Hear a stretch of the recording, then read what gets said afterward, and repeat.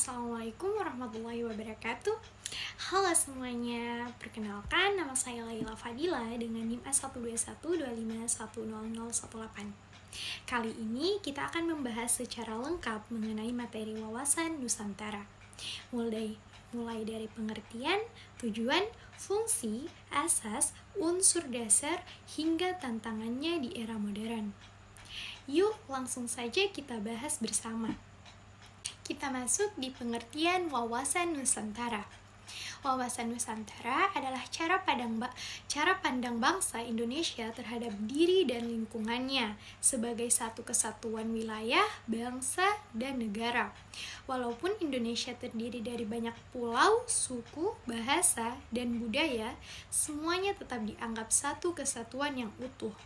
Lalu, dari mana sih dasarnya? Landasan dasar dari wawasan Nusantara ini bersumber langsung dari Pancasila dan Undang-Undang tahun 1945. Nah, kita masuk di tujuan utamanya dari wawasan Nusantara, yaitu yang pertama menumbuhkan rasa nasionalisme, yang kedua menjadi pedoman kebijakan nasional, ketiga mendorong pemerataan pembangunan, keempat, memperkuat persaudaraan antar warga negara.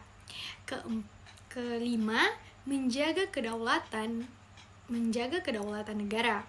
Selain tujuan, fungsinya juga sangat krusial, diantaranya sebagai pedoman dalam kehidupan berbangsa dan bernegara, sebagai cara pandang dalam mengambil kebijakan, sebagai alat pemersatu bangsa Indonesia.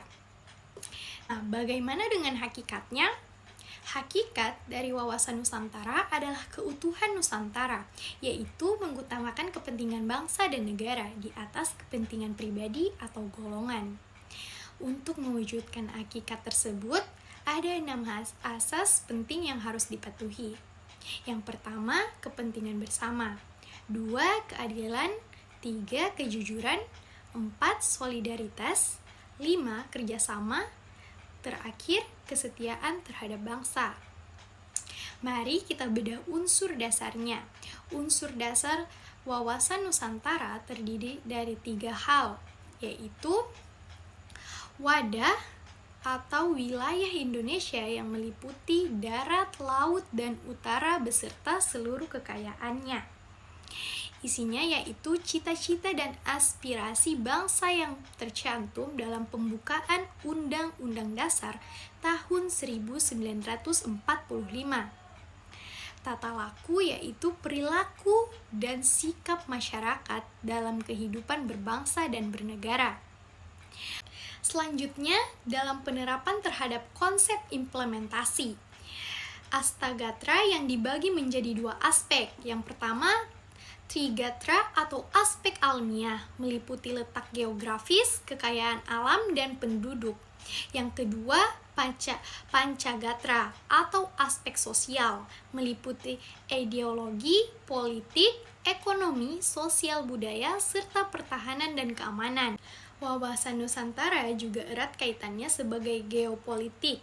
Geopolitik sendiri adalah ilmu yang mempelajari hubungan antara kondisi geografis dengan kebijakan politik suatu negara. Bagi Indonesia, geopolitik berarti memandang seluruh wilayah Nusantara sebagai satu kesatuan yang tidak terpisahkan. Nah, dalam kehidupan sehari-hari, kita bisa menerapkan wawasan Nusantara melalui aksi nyata. Contohnya seperti menggunakan produk dalam negeri, menghargai perbedaan suku, agama, dan budaya, dan menjaga keamanan lingkungan. Namun, di era modern ini ada banyak tantangan yang harus kita hadapi dalam mempertahankan wawasan Nusantara, seperti globalisasi dan pengaruh budaya asing, konflik sosial dan disintegrasi, gerakan separatisme, kepentingan ekonomi dan pembangunan, penyebaran hoaks di media sosial, dan lunturnya rasa nasionalisme. Oke, kita masuk ke kesimpulan. Wawasan Nusantara adalah cara pandang bangsa Indonesia untuk menjaga persatuan dan keutuhan NKRI. Dengan memahami dan menerapkannya, masyarakat Indonesia dapat hidup rukun, bersatu, dan menjaga kedaulatan negara. Beda pulau bukan berarti jauh, karena kita tetap satu Indonesia. Itu saja yang bisa saya dapat sampaikan. Lebih dan kurangnya saya mohon maaf. Saya Laila Fadila pamit undur diri. Saya ucapkan wassalamualaikum warahmatullahi wabarakatuh.